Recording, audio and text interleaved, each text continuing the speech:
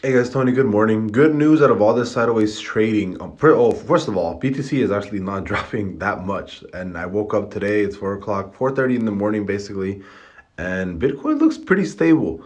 So my video from yesterday, I was concerned about what's going on right now. I still have hopes that that 4 hour bull trigger really shoots us up.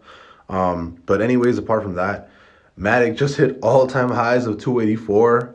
As some of you guys may know, look at that, Jesus, dude! I love. If some of you guys may know, I love MATIC. I think MATIC is actually better than Ethereum. I think it's one of my more favorite cryptocurrencies. My first one definitely still is Crow, but my hard second is MATIC. And I've this is not. I mean, if you guys are, been watching me, you guys definitely don't. This is not a surprise to anybody. I think MATIC is fantastic. I love MATIC because of their partnership with Coinbase. First of all, Coinbase is a heavy investor in MATIC.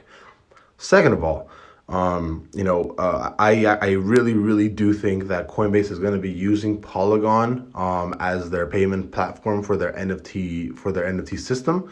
And third, if the easiest way that I can explain MATIC is, you know, if Ethereum is gas, obviously, right now, then Polygon is essentially electricity. But right now, Polygon is absolutely running, right? And I think personally, it should actually be worth closer to something between 40 to 80 billion dollars, if not more. That's what I think personally. I think personally it's going to an 80 billion dollar market cap because that's what I think it's worth.